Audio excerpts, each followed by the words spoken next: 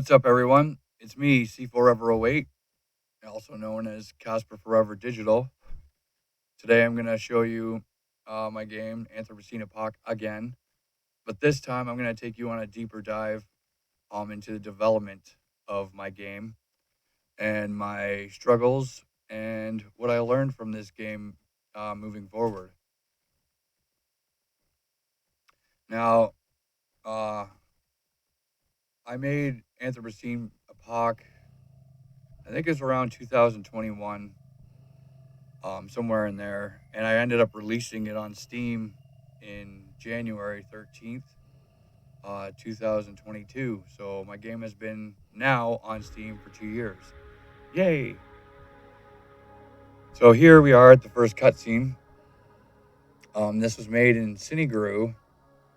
I think this is the first cutscene I actually made for a game. When it came out.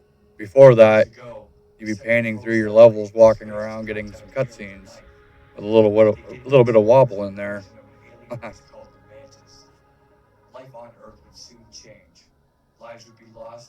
yeah, the cutscene here was to kind of get you into the story, um, give you some background story of the player and what his story was. The FTU, Federal Tactical Unit, were called in to absolve the situation, but it only made things worse, and in turn, they abandoned us, closing the remaining inmates inside. And yes, you are seeing the first few levels, the bunker. I've had a lot of comments on this level. I had to figure a way out, and with the help of an AI named Jade, who was implanted in my head, she could be the key to getting me off this planet. The only thing is, why pick me? What made me so special? I was a cyber pirate, and I had no family and nothing to look back on. But I had a feeling things for me were about to quickly change.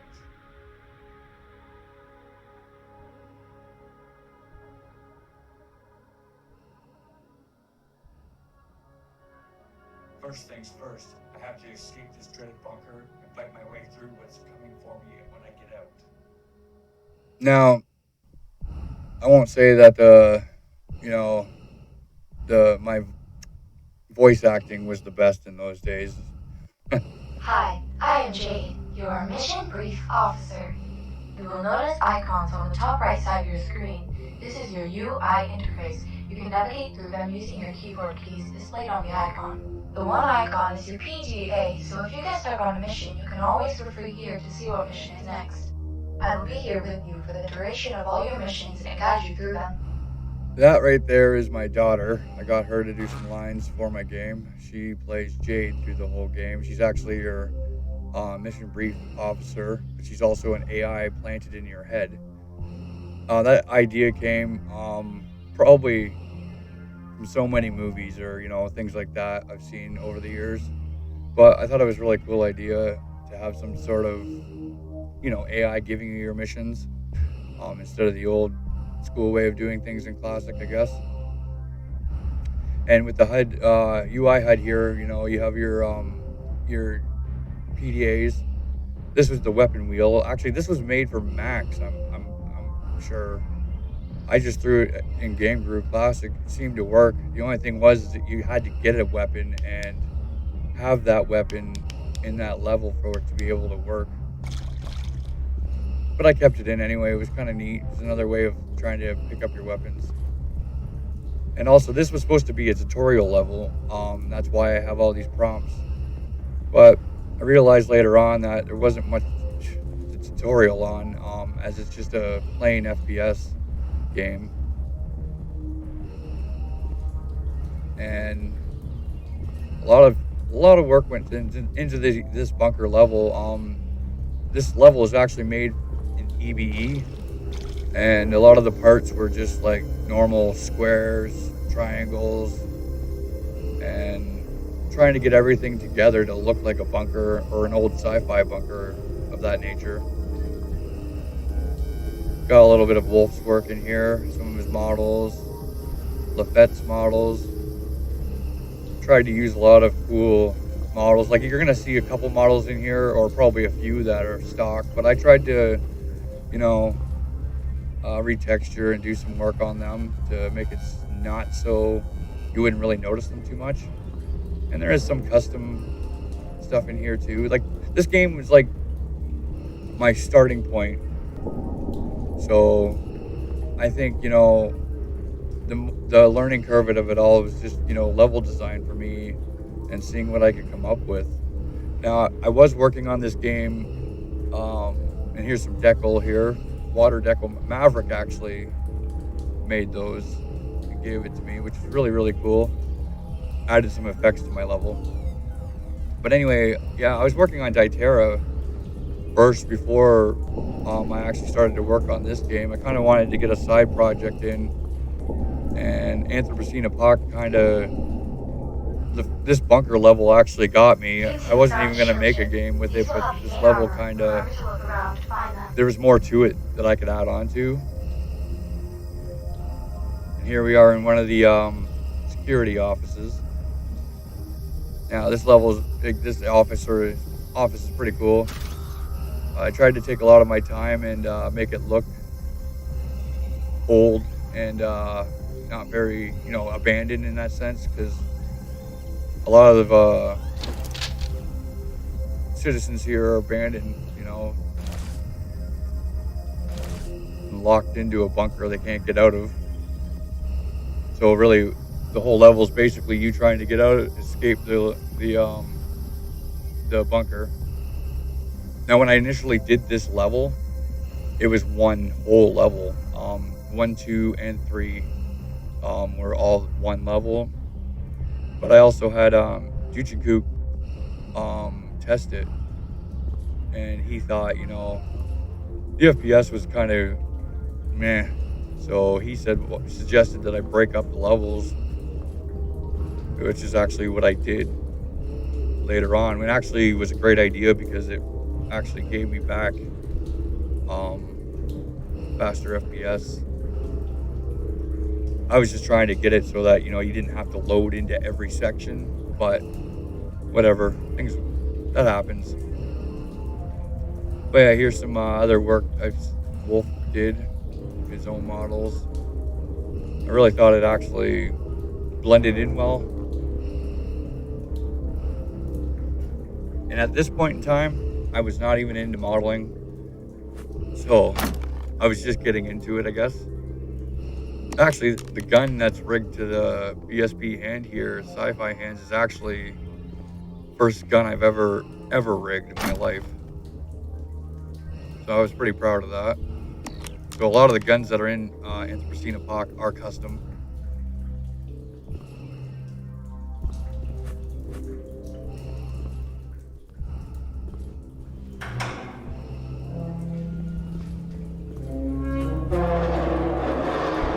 Also, here's some light assets from Lafette. I actually like these ones because they're animated, so it made it look a little bit more like this wind or air flow through the bunker. And this, yeah, like I put this in, and honestly, I was trying to, I guess in a sense, trying to make another power source of how these bunkers would be powered. And honestly, I think the technology was taken from the mantis species, and at that point we were trying, they were using it to power bunkers. As at the point in apocalyptic world, nuclear plants would not be a thing. Seems you have found a password to the lift. And yes, as you can see here, there was a lot of cutscening I did for different parts of the game so that you could actually see what you were going for. I know when a few testers played this game at first, it was really hard for them to find the PDAs and, have a direction of where to go. So I really had to look at that. And honestly, when I first made this game, I was not thinking of other people playing my game. I was mostly thinking about myself. That was obviously a big mistake on my half. So I learned from that mistake afterwards when I was getting tested, and a lot of people were like, "Oh, how do I get to here? Or what am I doing?" Also, here is another cool little thing. I put a little bit of lore storytelling in my game, with the little PDAs there. I thought it would really add to the game.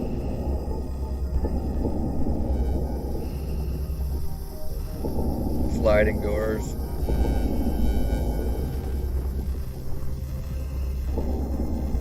And also, another thing I was gonna do is gonna add a huge part in here.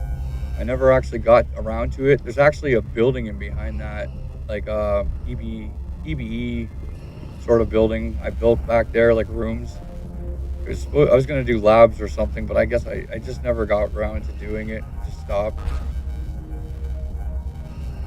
Now here's another part of my game. This part of my game was um quite fun, I'll just say. The lift. Anybody that's played this game, this lift is quite redundant. Sometimes it works and sometimes it doesn't. I don't understand. I've tried to fix it numerous times. It just does what it wants. So I've honestly just decided to call it the broken lift, which kind of makes sense in a abandoned bunker, I guess. So, you know, I don't know why here it has to stop because I had it lined right up to that doorway. So, but I noticed if you play the game first off, if you reload back into the game, the lift seemed to work. So it was just one of those weird things Game Brew had. I mean, the script works well. There's just something going on with Game Brew that was just not. Maybe it's the EBE. I'm not sure. I just numerous times I had it. I thought it fixed it, but it just did its own thing. Another cool thing was these boxes. A lot of people told me these boxes don't necessarily work all the time, and honestly, that's the truth. I had a lot of problems with doing placement of boxes and breakable boxes in this point because some of them you just couldn't break. But I'll say for the most part, yeah, stuff did work and stuff didn't, and I ended up having to go through a lot of the stuff and refix or redo stuff. But yeah, like a big part of my idea for the game and the reason for this game is um Mantis Corp, which I started in Game Brew Classic 2. It's actually the second game. Actually, it's the first game, and Anthropocene Epoch is actually the prologue to Mantis Corp. The reason for that is I wanted to kind of show how humanity was wiped off their own planet, and Mantis Corp kind of brings you into the galactic world um, of of the chronicles of my game, I guess. So yeah, like you got to escape the planet and everything. You fight off aliens, and then when you get to Mantis Corp, you're basically it's a fresh new start. But this game was supposed to give you an idea of what really happened and why you ended up in space fighting aliens. This part here is actually the commercial area. It's a fun little thing. I've watched a lot of movies, sci-fi movies from the 80s, stuff like that. So the idea for this bunker, I really wanted to go a little retro, give it a bit of a sci-fi retro vibe. And obviously with a little bit of, dirtiness to it. Here's another PDA. Another little story going on there. But yeah, a lot of people have said to me, oh wow, this is done in EBE. Yes, EBE. The Easy Entity Builder. But not all of it is actually. It's just the rooms that are EVE. I think a lot of these are models I made to go with it. Obviously, you can see quite a few assets I used here. This room's cool. I had a couple people play this game and thought this was neat. The idea for this room is actually cyberpunk. That's probably the only. Obviously, if you can see where I'm going with it, then you know. Really cool little room. Yeah, I just tried to give the commercial area a little bit of life, I guess, in that sense, because I wanted, the bunker to look like it was still lived in and people were struggling. So here's another little part. I don't know if anybody ever knew this. Ooh, look at that. There was actually a secret room I added in here quite some time ago. I was gonna add a stash of gun, like wet ammo and stuff like that, but I never really needed it, I guess. So I just never, I just left it as is. But if anybody's ever played this game and never noticed that was there, well, now you do. Other thing was, yeah, hear the ammo now. We got custom sounds. A lot of custom sounds actually in this game. The ambience music I made with Fruity Loops quite a long time ago.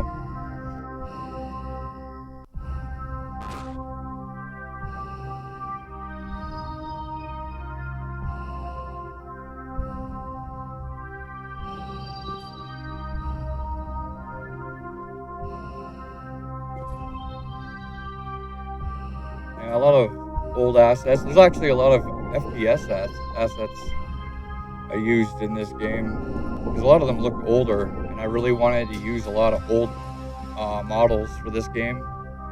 Um, you know, and it's kind of paying homage, to the old FPSC creators and developers out there.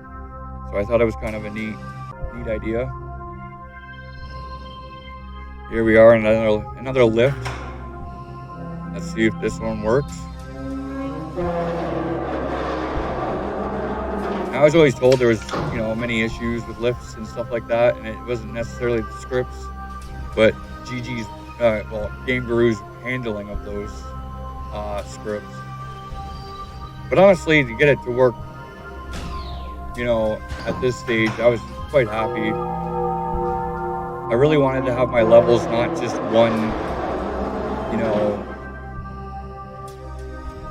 you know, one levels. I wanted to be able to go up, different levels and give you a balance of depth, I guess.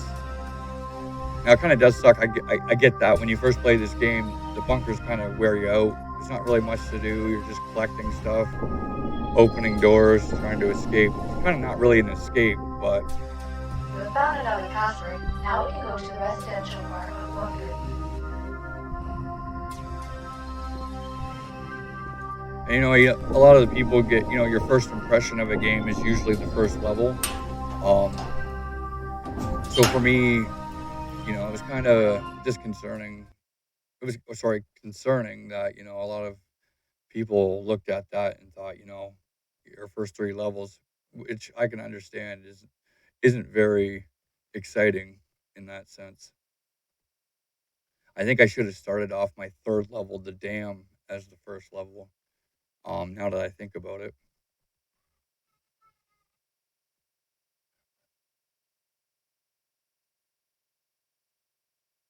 But yeah, yeah, a lot of stuff went into this game. I mean, I poured my heart and soul into it in that sense. I really thought this game would, be a pretty fun game, and the art style of it was kind of kept me interested.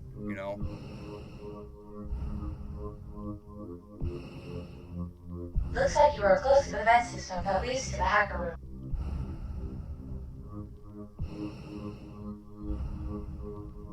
And honestly, I'm kind of like one of those guys that go a little too far when it comes to designing games and game guru. Um, I've been told a lot that, get these huge levels. You know, for me, I wasn't really thinking that at the time. You know, I just figured for myself, if EBE is something that's there and available, I'm going to use it to that full extent, especially with that whole grid that you use to build with. So I really wanted to use up that, and I wanted to show that in this game that a lot of things in Game Guru can work. Um, Depending on how you utilize some of the tools given to you.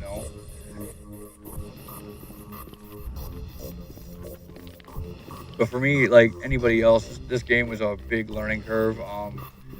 Especially with other players playing it and seeing what they were doing, kind of gave me more of a scope on thinking about other people playing it other than just myself. And yeah, here's some more characters I made infused.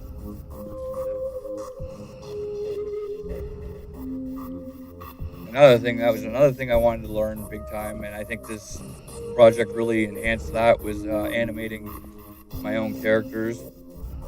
These guys aren't really animated. I just put them in frag motion and put them in their dead body positions. Make them look like they're sleeping, which is really neat because at that time I didn't, I looked at a lot of Wolf's tutorials and stuff like that and learned from them how to do things. There's actually a lot of information on Game Guru Classic on the forums. I learned a lot of it. And most of it I put into this project, like what not to do, what to do, Now, another big thing about my game, a lot of people didn't like it, lighting. Obviously, that's a big thing Game Guru Classic had, was lighting. It wasn't as great. I tried to make the best of it as I could, There wasn't really much I could do, but honestly, I really can't complain too much in that sense with that. You kind of work with what you got, I guess, in that sense. Like, it could have been better.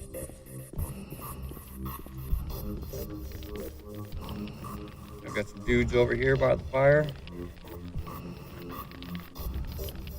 Don't look like very happy bunch.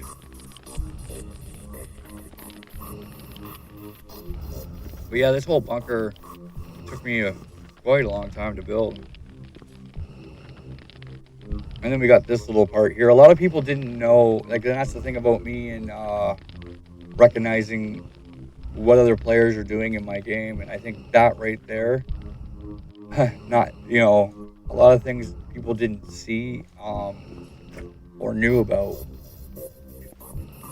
So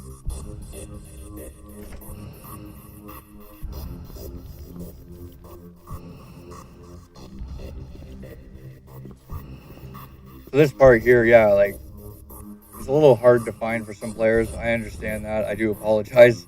Something I should have looked at a little bit more when I was making my game. But honestly, when you do find it, hey, so you it's a must bit be rewarding. looking to get out of here. Well, you came to the right place. I can control pretty much anything in this bunker. No one's attempted to leave here yet. You must have a death wish, or you have a plan. But no matter, I will help you escape.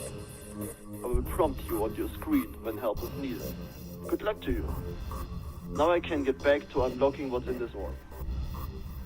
Yep, if you don't know who that guy is, he's done a lot of stuff for me, man. That guy is an incredible music production wise.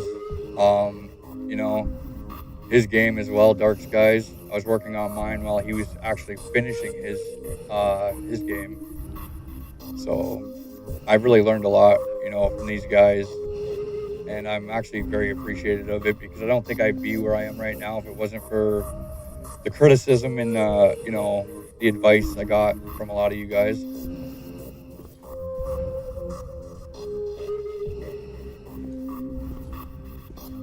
And he's also in my new game, because that Splice character in this game is actually a big part of Mantis Corp.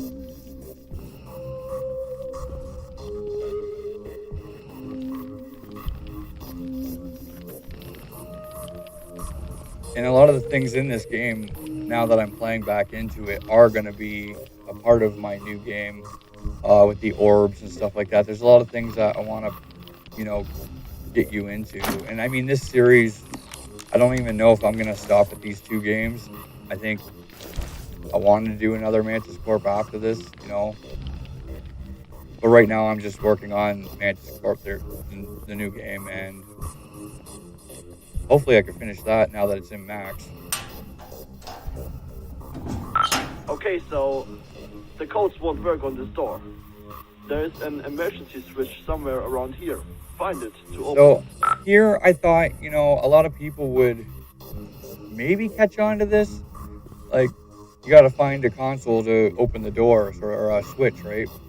And a lot of people, I don't think, when they went around this corner, they saw this. I mean, I get it. This does not look like somewhere you would just jump down. But I wanted to do like I've seen a lot of FPS games, a few classic games that had this parkour type gameplay. So I wanted to add that into this game, just, once again, paying homage to classic. But, I agree, though, a lot of people didn't see that part, and it confused them. So a lot of them were like, oh, where's the switch? Why can't I find this switch? Another big thing about this game, too, was there was barely any ammo. Although you're not using much ammo here in the bunker, other than the turrets. But for me, I didn't think you would need too much ammo in a bunker. But this time I actually did, add boxes with a lot of ammo in there. I think you walk out of the bunker with almost like 3, maybe 200 ammo, which is pretty good to start you off with anyway. And as you can see there's the first turret. I don't know why. I wanted to actually put characters in, the mantis species guys or whatever, the enemies. But for some reason, every time I placed a character in my level, they just wouldn't work. I don't understand to this day. I don't know what was going on. It was just like they were stuck in still mode. So I decided to get rid of that and put in turrets for this. So the original idea, I was going to have a bunch of characters up in here in the offices and everything too, but it didn't pan out as well as I thought it was going to, and some weird reason the AI just wouldn't work. So I ended up leaving that out. Here's another little office area. Some more of Wolf's work. Some of those monitors I actually did make myself. They're a little hag, but they did the job.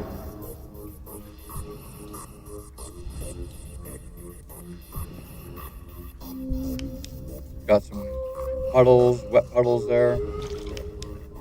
Kind of hidden there, actually. And another decal there, water dripping.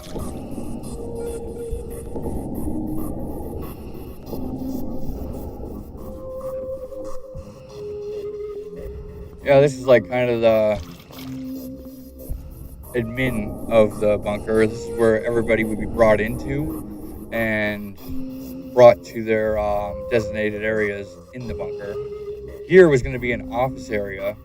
I actually planned on doing a whole little thing there, but once again, I don't know, I just decided against it. And I think it was just more or less for, improving my speed within the game.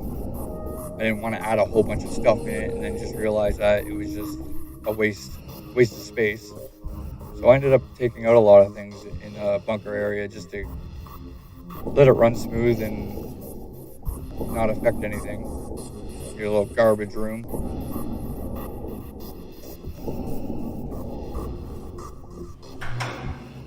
And here's the original room that you see in the cutscene.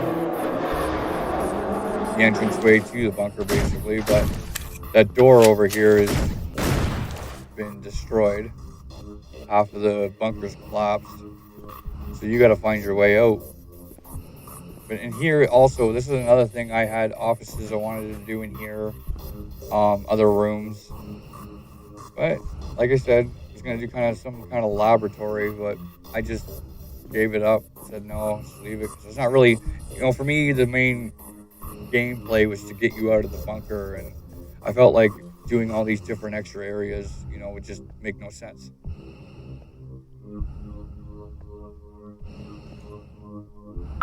Alright, you made it this far. This will lead you into the maintenance shaft and get you to the exit. But be warned, there are still active turrets and no one's ever made it this far. No one's ever made it that far. But yeah, like the maintenance shaft here was kind of a good. The plan of that was because of the broken down doors, and I thought, hey, that would be an excellent idea for escaping.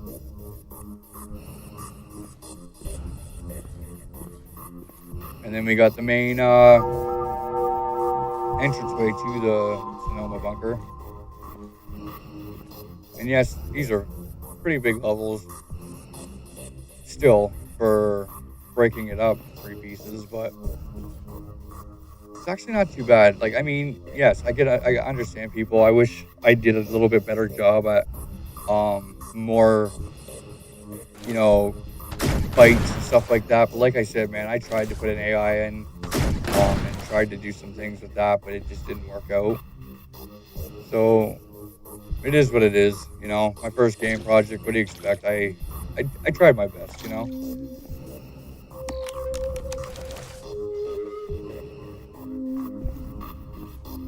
Like here, I did a lot of extra work sort of thing, give these storage places a little bit of work. But yeah, like the game is pretty much, it starts after this level, really, to me. I wish I would have, looked at that a bit further when I first started making, projects. But, as boring as it is in the first 3 levels, it does get better once you get into the dam and the rest of the game. There's a lot more fighting, more action, more guns. So yeah. So I'm gonna leave this off right now and conclude part 1. And hopefully you guys will stay with me for part 2 and part 3. These are very long videos, half an hour long this one. And I'm hoping you guys will stick through it. All right. Talk to you guys later. Have a good one.